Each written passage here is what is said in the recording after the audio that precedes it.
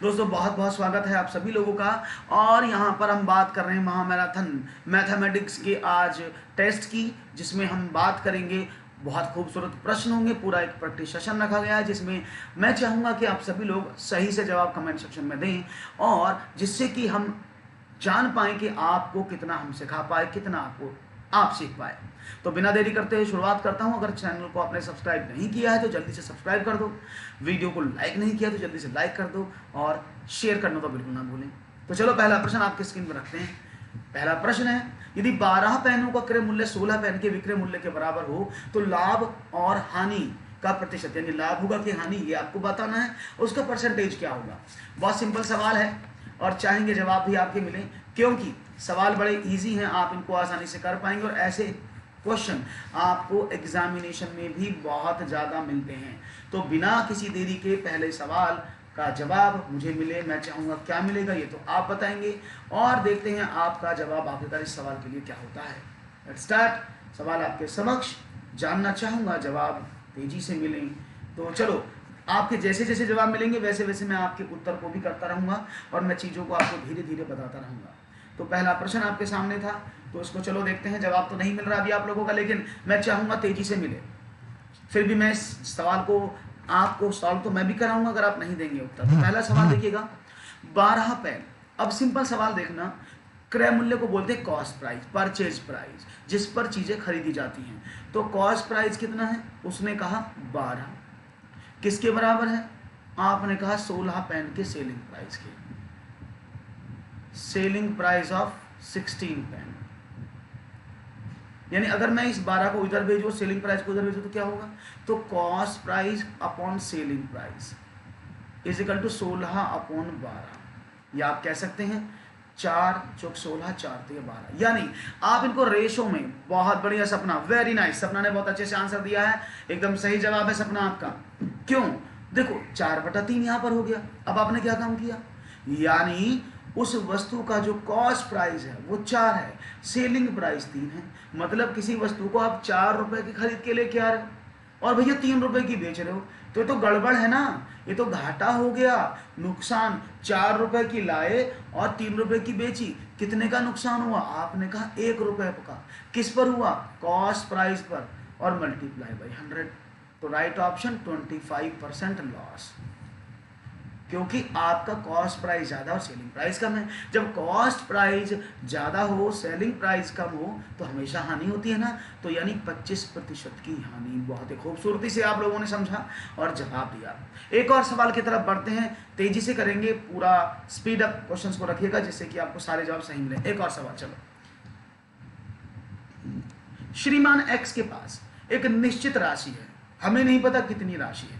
उसने कुछ राशि 10% सरल ब्याज की दर से, सरल में साधारण ब्याज, सिंपल इंटरेस्ट, और शेष राशि 12% सरल ब्याज की दर से बैंक में जमा कराई। यदि प्रथम राशि का चौथाई हिस्सा शेष राशि के 5वें हिस्से के बराबर हो तो 2 वर्षों में कुल ब्याज 2500 रुपए हो तो जमा की गई राशि कितनी थी। ओ सवाल ज्यादा बड़ा तो नहीं हो गया। ओके, देखते हैं, मैं भी आपको इसको करा देता हूं। अब डोंट वरी, सवाल पर बस देखते रहिए सवाल किस तरह से हो रही है, आप आसानी से समझ लेंगे प्रश्नों में। कोई भी आपत्ति, कोई भी प्रॉब्लम आपको नहीं होगी। तो सिंपल देखा, श्रीमान एक्स के पास एक निश्चित राशि, हमने माना श्रीमान एक्स के पास वो राशि P रुपए थी। ओके, उसने कहा कुछ राशि 10% पर बेच दी, कुछ राशि 12% पर बेची, पर ब्याज पर दी। अगर मैं आपसे एक बात पूछूं, तो हमने माना कि अगर उसकी राशि इतनी है, तो मैंने माना उसके हिस्से अगर मैं करूं, तो पहला हिस्सा अगर प्रथम राशि का दिखा ना, चौथा हिस्सा, यानी सिंपल समझने की कोशिश करिएगा। अगर मैं बात करूं कि उसके 2 भाग हैं, एक A और दूसरा वाला क्या है, दूसरी राशि के 5वें हिस्से के बराबर है, तो 5वां हिस्सा कितना हो जाएगा, आपने कहा 4A बराबर 5A, यही तो बोलेंगे। यानी A बराबर कितना हो जाएगा, आपने कहा बहुत सिंपल सर कि 5/4A, यानी उस राशि के 2 हिस्से हो गए अकॉर्डिंग टू क्वेश्चन, कि पहली राशि का 4/4 हिस्सा दूसरी राशि के 5वें हिस्से के बराबर है। तो मैंने इस तरह से इसको कर दिया, यानी 4A बराबर 5A, 2 हिस्से बने, यानी A बराबर 5/4A। तो कुल मिलाकर राशि होगी 2 हिस्सों में, एक A हिस्सा है, एक 5/4A हिस्सा है। या आप कह सकते कुल राशि कितनी हो गई, A प्लस 5/4a, 4a और 5, 9/4a, ये हो गई कुल राशि। तो टोटल राशि इतनी है। अब उसने दो हिस्से बनाए, उसने बोला पहला वाला 10% पर दिया, दूसरा वाला 12% पर दिया। तो मैंने क्या काम किया, पहला वाला हिस्सा मूलधन गुणा दर गुणा समय 1 वर्ष बटा 100, दूसरा वाला हिस्सा कितना हुआ, मूलधन गुणा दर गुणा समय 1 वर्ष बटा 100, और टोटल से जो ब्याज प्राप्त हुआ वो कितना हुआ, 2500 रुपए। कोई प्रॉब्लम किसी को, बस सवाल हो गया। आपने जो सवाल बोला वही आपने कर डाला। तो कोई प्रॉब्लम किसी को हो तो मुझे बताइएगा, क्योंकि ये यदि 2 वर्षों का तो उसको 2 जरूर करें भाई, 10 वर्ष में 2 की गुणा और 2 की गुणा, जिससे कि 2 वर्ष का ब्याज निकाला है। Is it clear? अब क्या करना था, अब तो कुछ करना ही नहीं रह गया, अब तो आपका सवाल हो गया। कैसे हो गया, अब इधर करते हैं, यानी 10 दूनी 20a अपॉन 100 प्लस 4 से इसको काट दे, 4 दिया 12, तो 3 दूनी 6 पंजे 30 बराबर 100। किसके बराबर है, 2500 के बराबर है। तो भाई अब आप आराम से निकाल सकते हैं, 2500 के बराबर है तो कितना हुआ, आपने कहा 20 और 30 50 है, इज इक्वल टू व्हाट, 2500 गुणा 100, और a is equal to what, 2500 multiply by 100 upon 50, और डिवाइड करें 2 बार 5000। तो a का वैल्यू आपको मिल गया। यहां तक किसी को प्रॉब्लम हो तो मुझे बताना, a का वैल्यू 5000। जब a का वैल्यू 5000 है एक हिस्से का, तो दूसरे का कितना हो गया, 5/4a, तो 5/4 इंटू 5000। अब इसको देखते हैं, 4 एकम 4, 4 दूनी 8, 4 पंजे 20। अब इसकी गुणा कर दें तो आपको दूसरा हिस्सा पता लग गया कितना हुआ, सेकंड हिस्सा आपने निकाल लिया। अब हमें सेकंड निकालने की वैसे जरूरत भी नहीं है, हमें कुल जमा की गई राशि के बारे में बात हो रही थी। तो क्या करें, हमारी तो राशि 9/4 थी, तो मैंने यहाँ पुट कर दिया 9/4 इंटू 5000, और सॉल्व कर लें, 1250 इज इक्वल टू व्हाट, 11,250 रुपये। सवाल थोड़ा सा बड़ा था लेकिन आपने कर डाला, सी ऑप्शन। क्लियर है, कोई प्रॉब्लम तो नहीं किसी को? सीटेट का नोटिफिकेशन अब है, जैसे ही आएगा आपको बताया जाएगा, लेकिन मुझे लग रहा है इस बार जुलाई में एग्जाम नहीं होगा, इस वजह से अब तक नोटिफिकेशन रिलीज नहीं हुआ है। Okay, so don't worry. Snehlata कैसी हैं, good afternoon, very good afternoon. तो आगे बढ़ते हैं, एक और सवाल, और सवाल का जवाब आसान होगा, बताइएगा। पानी और शर्करा के 3 लीटर के मिश्रण में, यानी पानी है और शुगर है, यानी मिक्सचर ऑफ, एक मिनट रुकिएगा, ए मिक्सचर ऑफ, मेरा पेन हो गया,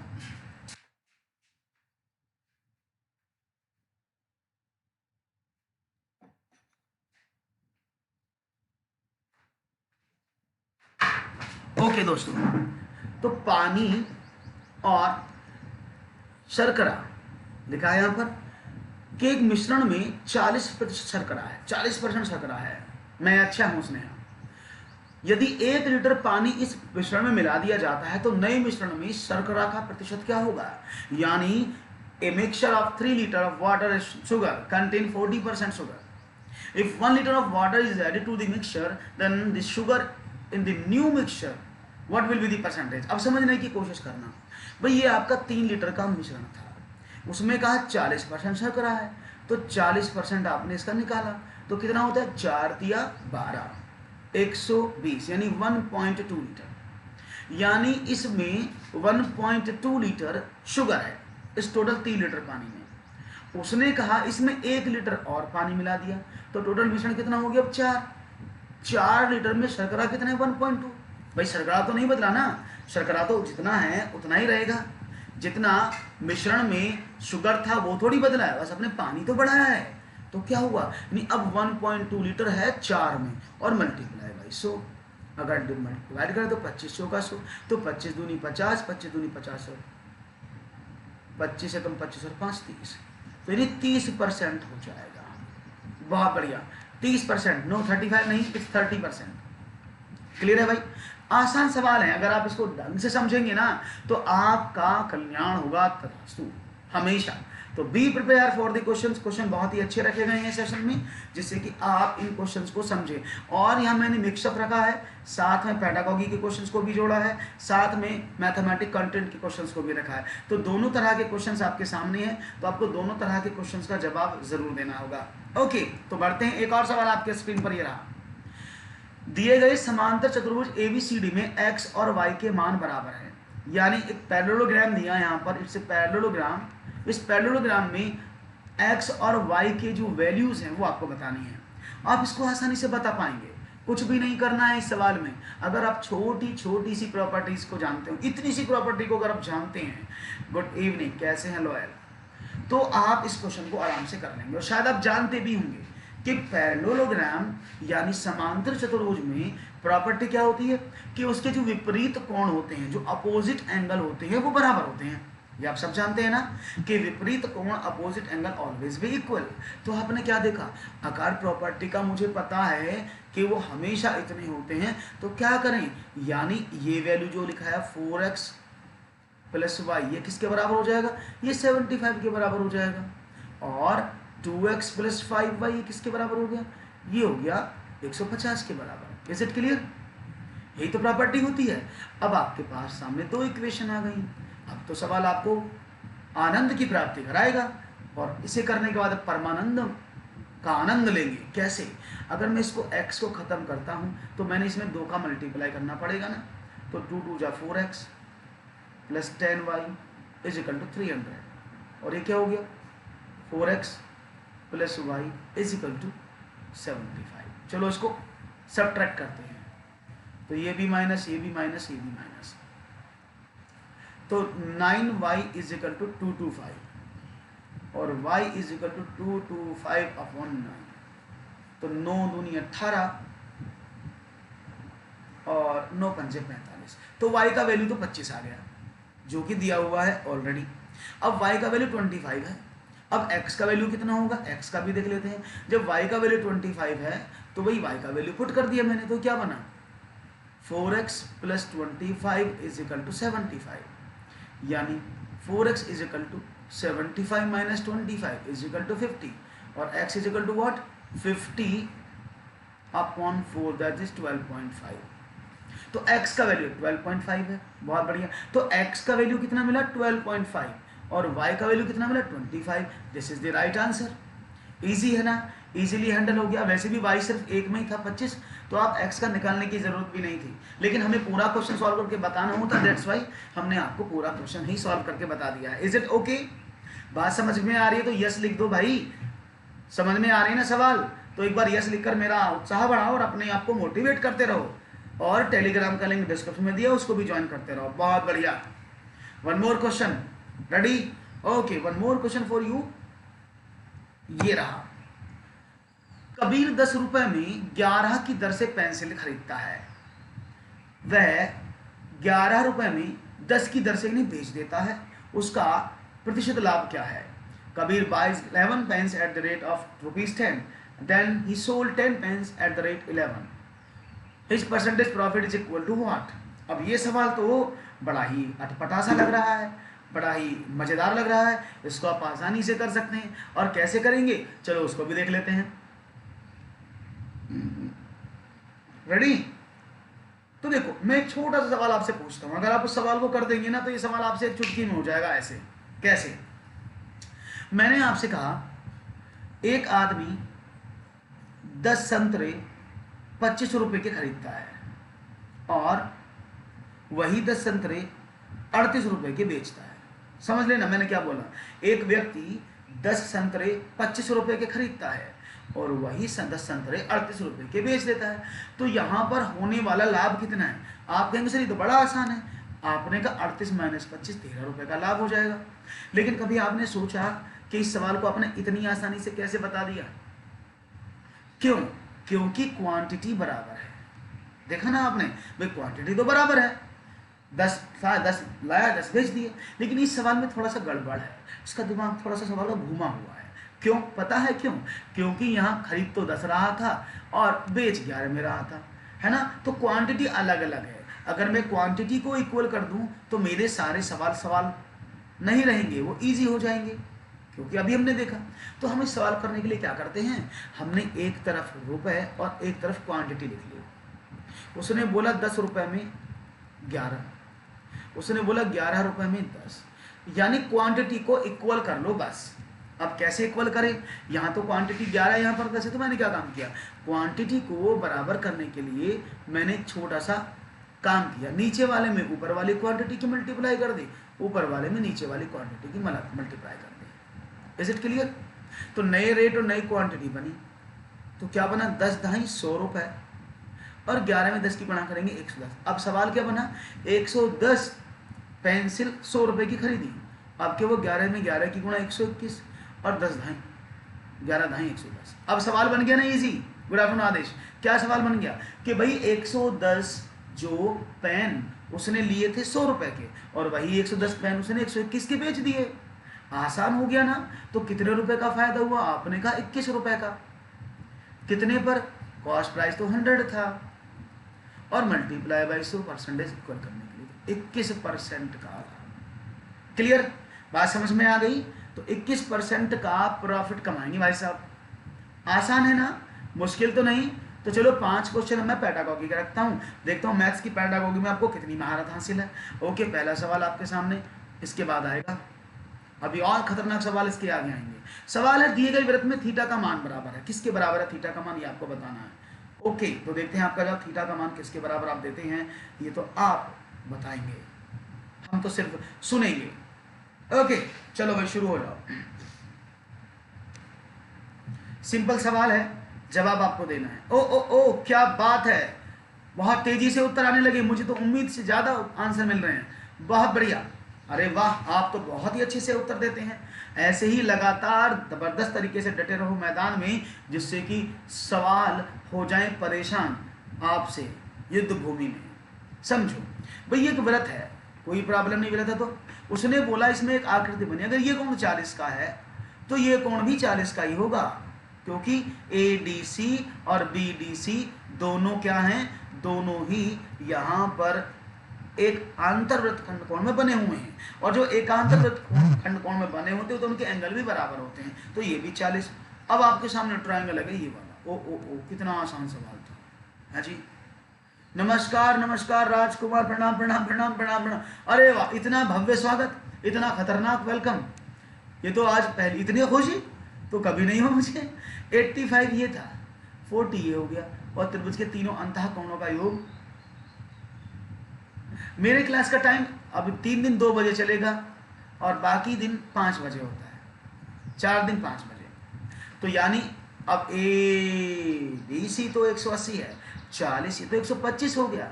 अब 180 में से घटाएं तो कितना आना चाहिए, आपने कहा 55, तो ये आया 55, और यही तो आपका आंसर था। आपने बड़ी खूबसूरती से उत्तर दिया है, well done, clap for you guys, बहुत बढ़िया। एक और सवाल, ऐसे ही सवाल जवाब देते रहो। चलो देखते हैं अब आपसे कुछ पेडागॉजी के सवाल भी हो जाए।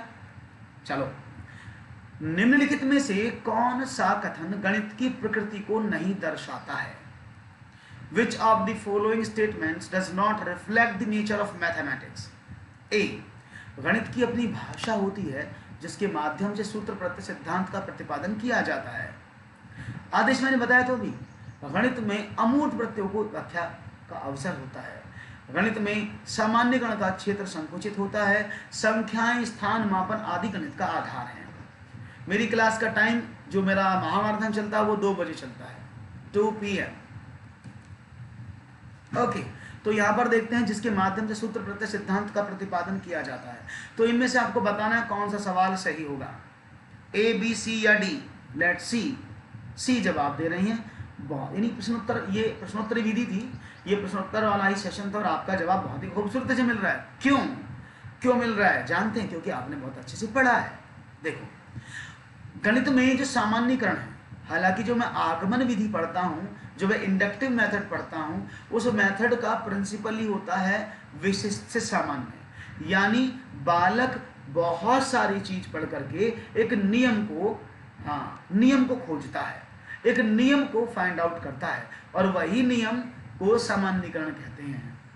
ठीक है, तो यानी गणित में तो नियम खोजने का एरिया संकुचित थोड़ी है, वो तो व्यापक होना चाहिए। व्यापक है ना, यहाँ संकुचित बोला है, है ना, विस्तृत होना चाहिए, तो ये गलत है। बाकी सब ठीक है, बहुत बढ़िया। एक और सवाल आपके स्क्रीन पर ही रहा। गणित की उन्नति तथा वृद्धि देश की संपन्नता से संबंधित है। प्रेजेंट केतन कैसे हैं आप? यह कथन गणित के कौन से मूल्य को प्रदर्शित करता है? गणित की उन्नति तथा वृद्धि देश की संपन्नता से संबंधित है। यह कथन गणित के कौन से मूल्य को प्रदर्शित करता है, ये आपको बताना है। तो देखते हैं कौन से मूल्य को प्रदर्शित करता है। अच्छा, सबसे पहला क्वेश्चन ये है, ये स्टेटमेंट दिया किसने है? आदेश कुछ नहीं चमक रहा है, यहाँ तो बहुत कुछ साफ साफ देखो, इतने मोटे मोटे अक्षर हैं। तो भाई यहां पर मैं आपसे पूछना चाहूंगा, ये कौन से मूल्य को प्रदर्शित करता है? पहले तो ये बताओ, ये डेफिनेशन किसने दी थी? किसी को पता है इस डेफिनेशन का? मैं अच्छा हूं। किसी को पता है डेफिनेशन किसने दी थी? केतन, मैं अच्छा हूं। कोई भी बताए मुझे इसकी डेफिनेशन। तो सन्नाटा है, सन्नाटा नहीं, सन्नाटा है।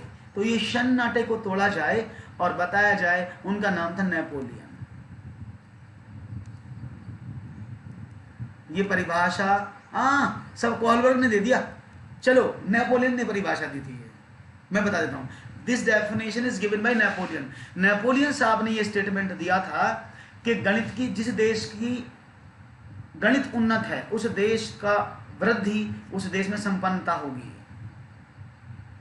एक बार रिफ्रेश करो, दोबारा से ज्वाइन करो और अपने 3 डॉट्स पर वीडियो पे जाओ, अपनी रेजोल्यूशन को बढ़ाओ, 360 एटलीस्ट करो, क्योंकि वीडियो यहाँ पर HD में चल रहा है। कोई बात नहीं, इसने लता, ये नेपोलियन का स्टेटमेंट था। अब उन्होंने, नेपोलियन ने क्या कहा? उन्होंने कहा देश की संपन्नता। तो देश की संपन्नता से बात हुई। अब देश में कोई नहीं रहता, देश संपन्न है? आप कहेंगे बिल्कुल भी नहीं। मैंने कहा देश में कोई नहीं रहता, देश में गिनती के 5 आदमी रहते हैं और बहुत सारा कुछ पड़ा, तो क्या वो संपन्न है? नहीं। देश हमेशा डिपेंड करता है उसकी डेमोक्रेसी पर। उसकी किस पर डिपेंड करता है? डिपेंड करता है उसकी निश्चितता पर कि वहां कितने लोग रहते हैं। याद रहेगा। तो गणित की जो उन्नति है वो उसमें रहने वाले लोग, जनसंख्या पर निर्भर करते, समाज पर निर्भर करती है। यानी समाज का उत्थान होगा। अगर समाज का उत्थान होगा तो गणित का सामाजिक मूल्य सामने आएगा। Is it clear? बहुत बढ़िया। तो राइट ऑप्शन क्या था? गणित के सामाजिक मूल्य। नैतिक मूल्य में आते हैं ईमानदारी, सच्चाई। गणित के कलात्मक मूल्यों में आते हैं जिनको आप बोलते हैं आर्टिस्टिक्स, जैसे टीचिंग स्टाइल। और अनुशासनात्मक मूल्य में आते हैं समय पर आना, समय पर सवाल करना, पूरा करना। Is it clear? तो ये सामाजिक मूल्य पर डिपेंड होता है। एक और सवाल आपके सामने मैं प्रकट करता हूं, ये रहा।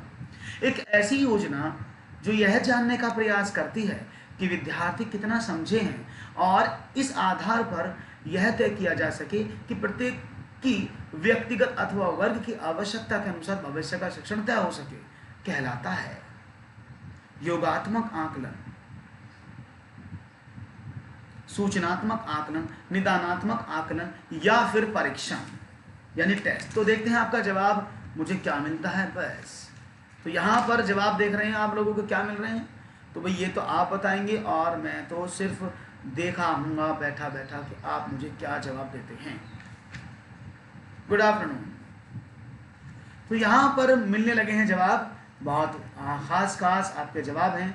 ओके, बहुत बढ़िया से जवाब दे रहा हूँ, आप समझ लेना। बहुत डी भी दिया, परीक्षण ना ना ना, बहुत बढ़िया। देखो, इस योजना पर यह जानने का प्रयास किया जाता है कि विद्यार्थी कितना समझ रहे हैं और इस आधार पर यह भी तय किया जा सकता है कि प्रत्येक व्यक्तिगत रूप से वर्ग को किस वर्ग की आवश्यकता है, कितना पढ़ने की जरूरत है। नहीं, योगात्मक आकलन किसी भी सत्र को समाप्त होने पर या फिर परीक्षा में सिलेबस को कंप्लीट होने पर किया जाता है, जिससे बालक उपलब्धि प्राप्त करते हैं। आप बालक की व्यक्तिगत अथवा वर्ग की आवश्यकता के अनुसार भविष्य में उसको क्या पढ़ाया जाए ये तय नहीं कर सकते। संजय कानपुर से, कैसे हैं? सूचनात्मक आकलन, निदानात्मक आकलन, डायग्नोस्टिक टेस्ट क्या होता है, डायग्नोस्टिक असेसमेंट क्या होता है। इस असेसमेंट में आप बालक किस क्षेत्र में कमजोर है, उसको किस क्षेत्र में पढ़ने की आवश्यकता है, वह किस क्षेत्र में और आगे बढ़ेगा, किस क्षेत्र में वो नई चीजें सीखा, इन सब को जानने की आवश्यकता होती है। इसलिए राइट ऑप्शन था ऑप्शन नंबर सी। ओके, बात समझ में आ गई, आपको समझ में आया।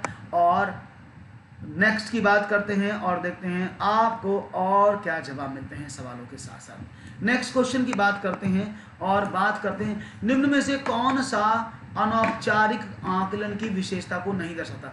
जल्दी से आप मुझे जवाब देंगे तो मुझे बड़ा अच्छा लगेगा, क्योंकि सवाल आप ही का है और ये आपको करना है। ओके, देखते हैं जवाब क्या मिलता है। तो देखते हैं आपका जवाब और हमारे सवाल कैसे आते हैं, ठीक है ना। चलो बात करते हैं और समझते हैं क्या जवाब मिलता है। ओके चलो, तो यहां पर मुझसे किसी ने पूछा है किरचॉफ्स लॉ बता दो सर, लविंग इंडिया। ये मैथमेटिक्स की क्लास है और किरचॉफ लॉ जो पढ़ा होता है वो वोल्टेज के लिए होता है ना। तो ये वोल्टेज तो आपको साइंस की क्लास में मिलेगा, है ना।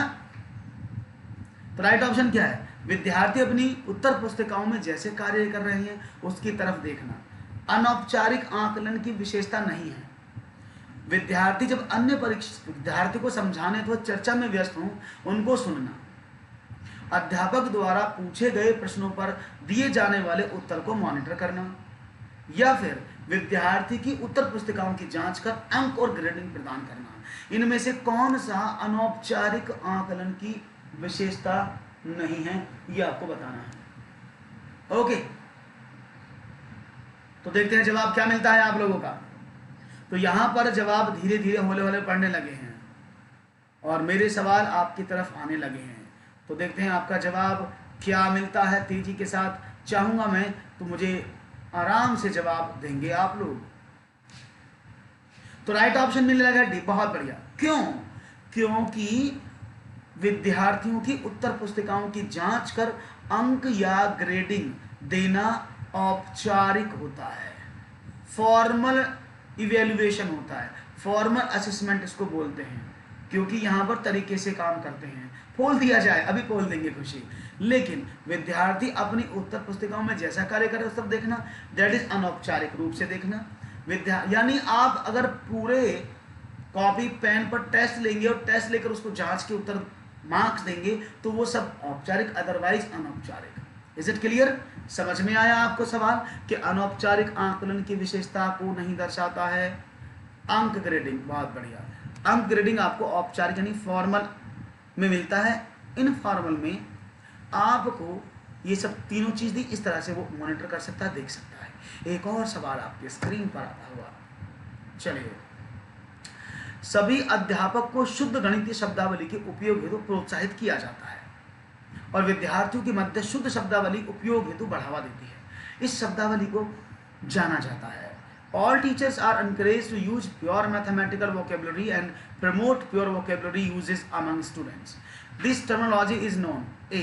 Language in mathematics teaching, value in teaching mathematics, correlation in teaching mathematics, tools in teaching mathematics. Which one is the correct answer from your side?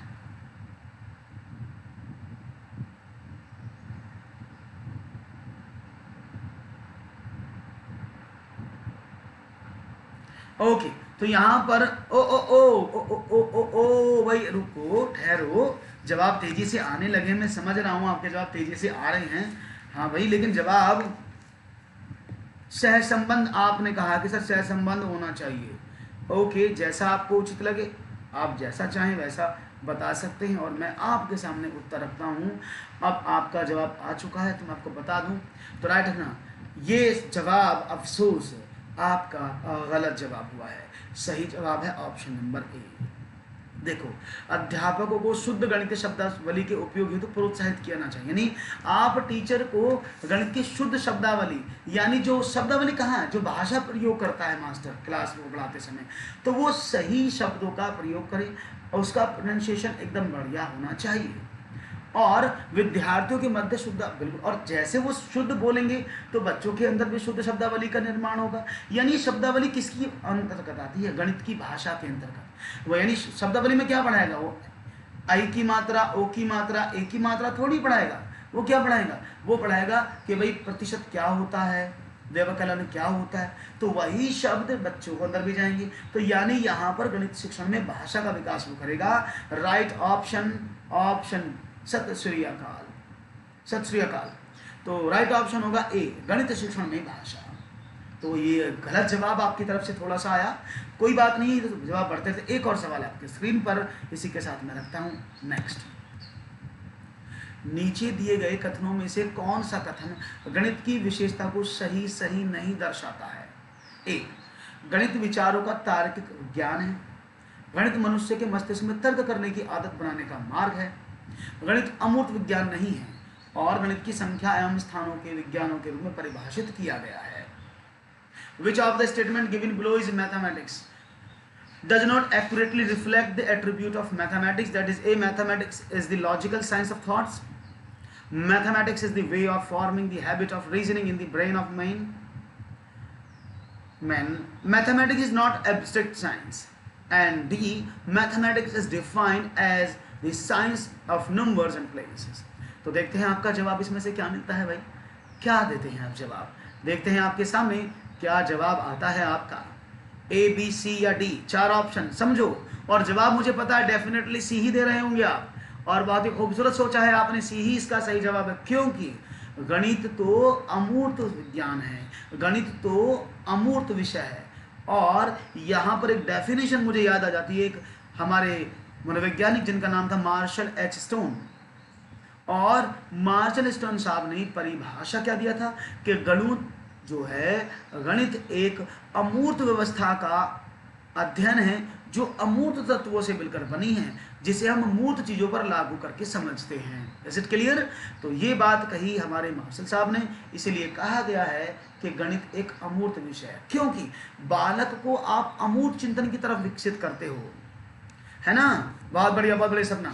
तो आप क्या करते हैं, अमूर्त चिंतन की तरफ विकसित करते हो। बालक को स्टार्टिंग में आप मूर्त चीज़ों का सहारा लेके पढ़ाते हो, लेकिन समय के साथ साथ वो सब मूर्त चीज़ें आप हटा लेते हैं और सिर्फ अमूर्त चिंतन, एब्स्ट्रैक्ट थिंकिंग बच्चे के माइंड में रह जाती है, और वही गणित का बेस्ट रूप है। इसलिए सही जवाब आपका खूब है सी।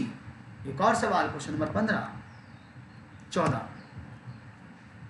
विद्यार्थियों द्वारा गणितीय समस्याओं के हल करने के दौरान जानने वाली गलतियों की प्रकृति और विशेषताओं को जानने की प्रक्रिया को क्या कहेंगे? अभी मैंने परसों कल पढ़ाया था, ये सुबह भी पढ़ाया था, ये मैंने मॉर्निंग में भी पढ़ाया था कि गलतियों की प्रकृति और विशेषताओं को जानने की प्रक्रिया को क्या कहा जाता है। गणित में विषय वस्तु विश्लेषण, गणित में त्रुटि विश्लेषण, गणित में विषय वस्तु संश्लेषण, या गणित में त्रुटि संश्लेषण। तो देखते हैं आपका जवाब क्या मिलता है। यहाँ पर जवाब मिलने लगे हैं आप लोगों की तरफ से, आपके दिमाग में जवाब घूमने लगे हैं, और मैं चाहूँगा ये जवाब गलत ना हो, ये जवाब एकदम सही सही आप दें। तो बड़ा ही खूबसूरत मंजर, बड़ा ही खूबसूरत यहाँ पर मौका आप लोगों के पास चीज़ों को समझने का और जानने का। यहाँ पर ऑप्शन मिला है, अभी मैंने बताया था एक चैप्टर का नाम, जिसको मैं कल भी पढ़ाया था और आज भी पढ़ाया था, उसका नाम है एरर एनालिसिस इन मैथमेटिक्स। याद है ना, एरर एनालिसिस इन मैथमेटिक्स, गलतियों एवं त्रुटियों का विश्लेषण, याद है ना। तो उसे जानने की प्रक्रिया को क्या कहता है, गणित में त्रुटि विश्लेषण।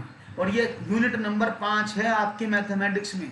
जब आप पैडागॉजी सेक्शन को देखते हो तो यूनिट नंबर 5 वहां पर है, गणित में त्रुटियों का विश्लेषण, यानी error analysis in mathematics. Right option क्या था, संश्लेषण नहीं है, विश्लेषण है, क्योंकि उन गलतियों को जानना, बारीकी से देखना, कौन कौन सी गलती कहाँ हुई, इन सबको जानना ही गलतियों का विश्लेषण कहलाता है। इसीलिए सही जवाब ऑप्शन बी आता है। एक और सवाल आपके स्क्रीन पर चलिए रहा, नए प्रकरण के प्रति विद्यार्थियों का ध्यान आकर्षित करने के लिए अध्यापक द्वारा कक्षा कक्ष में प्रस्तुत की जाने वाली परिस्थितियों को कहते हैं। अतीक्षा, आप अपनी वीडियो का डेंसिटी बढ़ाएं। आप देखेंगे जैसे आप वीडियो पर टच करेंगे तो वहां पर आपको ऊपर 3 डॉट मिलेंगे, क्लिक करिएगा, वहां पूछेगा ऑटोमेटिक, मैनुअल, एडवांस, तो आप एडवांस पर क्लिक करेंगे और पिक्सल में 360 को सिलेक्ट कर लो, एकदम आ जाएगा। चलिए, नए प्रकरण के प्रति विद्यार्थियों का ध्यान आकर्षित करने के लिए अध्यापक द्वारा कक्ष में प्रस्तुत की जाने वाली परिस्थितियों को कहते हैं पूर्व ज्ञान, प्रस्तावना, उद्देश्य कथन या आदर्श प्रश्न। यानी to attract the attention of the students toward the new case or toward the new topic from the circumstances presented by teacher in the classroom are called what? A. Previous knowledge. B. Introduction. Statement of purpose. SOP short में बोल देते हैं, और model question.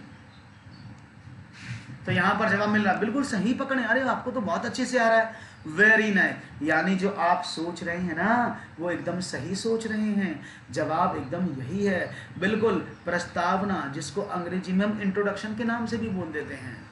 Introduction का मतलब क्या है कि जब भी कोई मैं नया टॉपिक क्लास में आपको पढ़ाऊंगा और आते ही मैं सीधा क्लास टॉपिक को पढ़ाने लग गया, आते ही मैंने टॉपिक को पढ़ाना शुरू कर दिया। अब मुझे बताओ, जब आते ही मैं टॉपिक को पढ़ाने की शुरुआत कर दिया हूं तो ये तो गड़बड़ है ना आप लोगों के लिए। आप कहोगे सर जी इसका मतलब क्या, आपने तो आते ही पढ़ाना शुरू कर दिया, अब हम क्या करें, हम कैसे समझें? तो इस बात को समझिएगा कि जब मैं आते ही पढ़ाना शुरू करता हूं तो वो इफेक्टिव नहीं होता। किसी भी चीज़ को पढ़ाने से पहले I have to introduce that thing, मुझे उसकी बारे में बताना होगा कि ये क्यों पढ़ा रहा हूँ, किस लिए पढ़ा रहा हूँ, उसका यूज़ क्या है। जैसे चैप्टर को स्टार्ट करने से पहले, बिल्कुल सही कहा आपने सपना, हम आपको पहले इंट्रोडक्शन देते हैं, बताते हैं उसके बारे में, तो यही है, तभी वो टॉपिक इफेक्टिव बनता है। राइट ऑप्शन 15 का बी एकदम सही आता है। Okay, one more question. 15 question पूरे कर लिया आपने, वेरी नाइस। बढ़ते हैं आगे और देखते हैं इस पर क्या मिलता है आपको प्राइस। निम्नलिखित में कौन सा कथन गणित के पाठ्यक्रम निर्माण को अच्छी तरह से नहीं दर्शाता है? अच्छी तरह से दर्शाता नहीं है। ए, गणित का पाठ्यक्रम विद्यार्थी केंद्रित होना चाहिए। 2, गणित का पाठ्यक्रम क्रिया आधारित होना चाहिए। 3, गणित का पाठ्यक्रम मनोवैज्ञानिक एवं तार्किक ढंग से व्यवस्थित होना चाहिए। और नंबर 4 क्या है कि गणित का पाठ्यक्रम गणित अध्यापक की सहमति की आवश्यकता नहीं मानता। जो 4 ऑप्शन आपके सामने दिए हैं, which of the following statement does not reflect well on mathematics curriculum construction? A, mathematics syllabus should be student oriented, mathematics syllabus should be action based, the syllabus of mathematics should be organised in a psychological and logical manner. और D, क्या कि mathematics course does not consider the concept of mathematics teacher. ओ, गड़बड़ नहीं लग रहा है, आपने एकदम सही पकड़ा। आपको भी गड़बड़ लग रहा है ना? बिल्कुल गलत बात है ना, ये गलत बात कर रहे हैं, ये सही बात नहीं है। क्या कि बिना मैथमेटिक्स की कंसेंट के आप मैथमेटिक्स का सिलेबस कैसे तैयार कर रहे हो? यानी जब आप मैथमेटिक्स का सिलेबस तैयार करते हैं तो आप इस बात को ध्यान रखिएगा, एक एक्सपर्ट सब्जेक्ट टीचर वहां होना बहुत जरूरी है। इसका रीजन क्या है? क्योंकि जब वहाँ टीचर होगा तो बच्चों के साथ घुलता है, मिलता है, जानता है, everything he aware about it, इसलिए वह वहाँ उसकी कंसेंट होना बहुत ज़रूरी है। ये गलत लिखा है, ये अच्छे पाठ्यक्रम की निशानी नहीं है। ओके, बहुत बढ़िया सपना, बहुत अच्छे से उत्तर दे रही हैं आप, वेरी नाइस। एक और सवाल आपकी स्क्रीन पर आ रहा है, ये लो। निम्नलिखित में कौन सी विधि विद्यार्थियों में गणित संबंधी कमजोरी जानने की अच्छी विधि नहीं है? याद रखना, मैं बात कर रहा हूं अच्छी विधि नहीं है, अच्छी विधि की बात नहीं कर रहा हूं। इनमें से कौन सी विधि अच्छी विधि नहीं है? 1, कक्षा के अंदर एवं बाहर प्रश्न करना। 2, मौखिक कार्य करना। 3, विद्यार्थियों की उत्तर पुस्तिकाओं का विश्लेषण करना। 4, विद्यार्थियों में तुलना करना। भाई इतना अच्छा सवाल, और कैसे करेंगे? अब तो आप देंगे ना इसका जवाब तेजी के साथ, तो देखते हैं क्या होता है इसका जवाब। ABCD के आसपास ABCD जवाब क्या होगा, देखते हैं साहब। तो राइट ऑप्शन यहां पर मिल रहा है। ओके, आपने कहा सर बिल्कुल सही कह रहे हैं आप। भाई मुझे बहुत सुनने को मिला, मेरी पड़ोस में एक लड़का था टिल्लू नाम का, है ना, मेरी पड़ोस में एक लड़का था टिल्लू नाम का, और बिल्लू भी वहीं रहता था। बिल्लू के पापा डेली टिल्लू की पिटाई करते थे, डेली उस पर डंडा बजता था। क्यों? वो कहते थे टिल्लू से सीख। टिल्लू से सीख घर के काम भी करता है, टिल्लू से सीख पढ़ाई भी अच्छी करता है। तो एक दिन बिल्लू को गुस्सा आया, वो बोला पापा देखो बहुत हो गई बात, आप मेरा कंपैरिजन किसी से मत किया करो। और जाने अनजाने में ये आपके साथ भी हुआ होगा, आपने भी कभी ना कभी स्टेटमेंट दिया होगा, don't compare me with any other, मुझे उसके साथ तुलना मत करो, है ना। तो जैसे ही आपको बुरा लगा तो ऐसे ही यहाँ पर बुरा लगता है। अगर बालक की कक्षा में आप तुलना करके बताते हैं तो वह एक अच्छी विधि नहीं है, उससे बच्चे के अंदर क्या आ जाता है, कुंठा, टेंशन और प्रतिशोध की भावना प्रज्वलित हो जाती है। इसलिए सही जवाब था विद्यार्थियों में तुलना करके बालक में आप गणित संबंधी कमजोरी का पता लगाना गलत बात है, वो अच्छी बात नहीं है। क्लियर है? ओके, बहुत बढ़िया। आगे बढ़ते हैं, एक और सवाल आपके स्क्रीन पर ही रहा, बड़ा अच्छा सवाल है। मैं चाहूंगा बड़े प्यार पूर्वक शांति पूर्वक इसका उत्तर दिया जाए। दो पूर्ण संख्याएं दी गई हैं, यदि बड़ी संख्या के तिगुने को छोटी संख्या से विभाजित किया जाता है तो भागफल 4 और शेषफल 3 प्राप्त होता है। यदि छोटी संख्या के 7 गुने को बड़ी संख्या से विभाजित किया जाता है तो भागफल 5 और शेषफल 1 प्राप्त होता है। छोटी संख्या बराबर है किसके?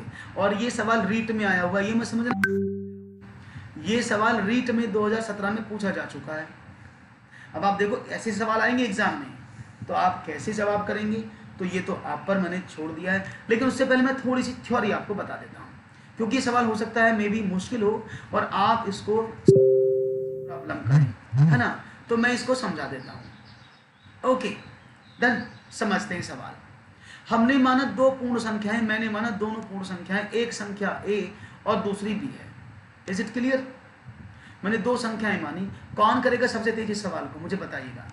मैंने दो संख्याएं मानी कि एक a है और एक b है। मैंने ये भी मान लिया कि a बड़ी है और b छोटी, क्योंकि इसने बड़ा छोटा दिया ना बार बार, तो मैंने ये भी माना कि a बड़ी है और b छोटी है। अब शुरू करते हैं कहानी। बड़ी संख्या का 3 गुना, बड़ी संख्या का 3 गुना कितना होगा?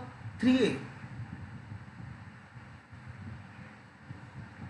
को छोटी संख्या से विभाजित किया जाता है, छोटी संख्या होगी b से विभाजित किया जाता है तो भागफल 4 और शेष 3 प्राप्त होता है। यही तो हुआ। तो मैं इसको ऐसे लिख सकता हूं ना, अगर मैं आपसे कहूं कि भाई 3a इज इक्वल टू, क्योंकि ये क्या होगा, योग्य भाज्य, ये गुणा ये जमा ये, तो 4b + 3। समझ में आ रहा है बात कैसे लिखा है मैंने सबको? क्योंकि अगर मैं सपोज करते हैं 18 को 4 से भाग करता हूं, मैं सपोज 5 से भाग करता हूं, तो 5 3 15, यहाँ बचे 3, तो ऐसे तो करते हो 18 किसके बराबर आएगा? 5 3 15 प्लस शेष 18। तो वही मैंने लिख दिया। उसने जो बोला कि भाई 3a हो जाता, 3 गुने को b से डिवाइड किया, तो मैंने देखा 4 से भागफल और 3 शेष बचा, तो मैंने इसको ऐसे लिख दिया। कोई प्रॉब्लम तो नहीं है। दूसरे स्टेप की तरफ चलते हैं। यदि छोटी संख्या थे 7 गुने को, अब छोटी संख्या तो b थी, इसका 7 गुना कितना होगा? 7b। इसको अगर मैं a से डिवाइड करूं तो क्या होता है? उसने बोला भागफल 5 और शेष 1 आता है, तो इसके अकॉर्डिंग क्या बनेगा? आपने कहा sir 7b is equal to 5a + 1। Is it clear? तो यहां पर आपको इस कंडीशंस के अकॉर्डिंग जो इसने सवाल दिया, ये दो इक्वेशन आपके सामने आई। यहां तक कोई प्रॉब्लम तो नहीं किसी को?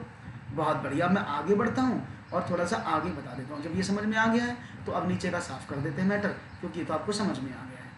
अब आपके सामने दो इक्वेशन है, यहाँ पर इन दोनों इक्वेशन को समझते हैं और इन दोनों इक्वेशन को समझने की कोशिश करते हैं। Okay done. तो आपने क्या देखा? आपने ए बी को एक तरफ लाया, ये क्या हुआ? ये हुआ। इसको मैं सॉल्व कर रहा हूं इस वाले को, तो क्या हो जाएगा? आपने कहा 7b - 5a is equal to 1, और ये क्या हुआ?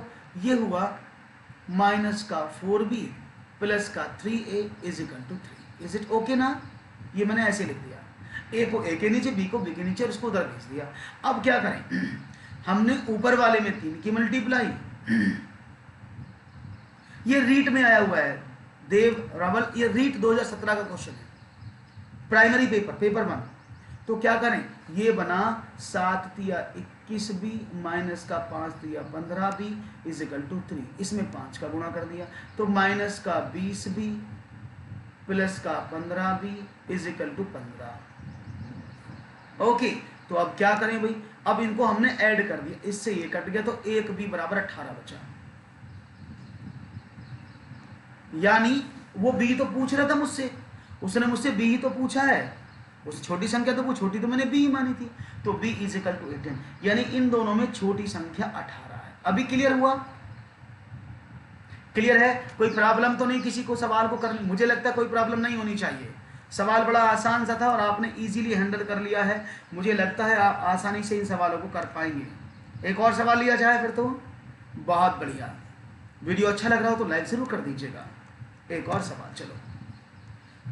संख्या 1706589 में 769 के स्थानीय मानों का योग किसके बराबर है? इससे आसान सवाल और कहां? इससे आसान सवाल और कहां? जल्दी से बताइएगा और फिर हम आगे बढ़ेंगे। Okay, all of you are ready? सब तैयार हैं? तो देखते हैं जवाब क्या मिल रहा है आप लोगों का। लेट्स डू इट गाइस, देखते हैं जवाब क्या मिलता है।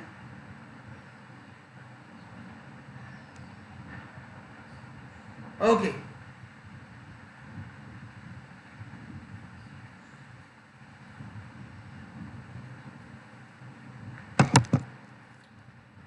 डन, बढ़िया। समझते, सिंपल सवाल है। देखो मैंने आपको तरीका भी बताया। ये संख्या लिखी थी 1706589, उसने बोला सब, जिसको बोला गया है ना बस उसको रोको, बाकी सबको छोड़ो, बाकी सबसे नाता तोड़ो, जिसको बोला उसको जोड़ो। तो 7 यहाँ पर आया, उसने बोला 6 को 6 बोला और 9 का ये बोला और बाकी सबको 0 कर दो बस, आपको और कुछ नहीं करना। अब आपके सामने ये वैल्यू आ गई 7060009, 7060009 सी आंसर। कितना आसान सवाल था, बताइए कोई समस्या आई? नहीं आई ना, आएगी भी नहीं, क्योंकि आप लोग समझदार हैं, आपके उत्तर एकदम बढ़िया हैं। तो चलो भाई, आपने उत्तर अच्छा दिया है तो बढ़ते हैं आगे और देखते हैं एक और सवाल। देखते हैं इसको आप कैसे सॉल्व करने वाले हैं। यदि निम्न भिन्नों को छोटी से बड़ी भिन्न में व्यवस्थित किया जाए तो कौन सी भिन्न बीच में आएगी? अब देखो ये सारी भिन्न लिखी, इनको आपको व्यवस्थित करना है। अब देखते हैं व्यवस्थित कैसे करें। यानी इन 5 भिन्नों को आपको क्रम से लगाना है, असेंडिंग ऑर्डर में लगाना है, या आप डिसेंडिंग ऑर्डर में लगाओ। कोई 5 भिन्न है वो बीच वाली बीच में ही आएगी। तो मिड में कौन सी आएगी? तो क्या करें, हमने कहा 1/3, हमने कहा 31%, हमने कहा 3/10। ऐसे नहीं करते हैं इसको, ऐसे लिखते हैं, आपको ज़्यादा अच्छे समझ में आएगा। 1/3। खुशी मैथ नहीं आती, डेली क्लास आप करेंगी तो you will learn mathematics, it's very easy subject, ये बड़ा आसान है। आप इसको एक बार में पढ़ेंगे तो आपको एक बार में ही ये आ जाएगा। Okay, don't worry. अब मैं इसको सॉल्व करता हूं। जब मैंने 1 में 3 का भाग किया, ये बना 0.333। जब मैंने 31% को बोला तो क्या होगा, 31/100, परसेंट का मतलब 100 होता है ना, तो कितना हुआ 0.310। आगे बढ़ते हैं, तीसरी बात करते हैं 3/10। तो ये क्या हो गया, 3 में 10 का भाग कर दे तो 0.30। हम बात करते हैं इसकी, ये तो ऑलरेडी लिखा है 0.313, और इसकी बात करते हैं तो 3 का भाग करें 0.303। अब इसको सबसे छोटी संख्या कौन सी है? आपने कहा सबसे छोटी संख्या ये वाली जो नंबर 1 पे आएगी। उसके बाद उससे बड़ी संख्या कौन सी? ये वाली जो 303 आएगी। उसके बाद कौन सी आएगी? आपने कहा 310 आएगी। तीसरे नंबर पर 310 आई ना, चौथे नंबर पर ये आई, पहला नंबर ये, दूसरा नंबर ये, तीसरा नंबर ये, और चौथा नंबर ये, और 5वां नंबर ये। तो 1 2 तीसरे नंबर पर यही आई ना, तो यानी 31%। एकदम सही जवाब पकड़ा है आपने। सी इज द राइट ऑप्शन। सबको समझ में आ गया सवाल?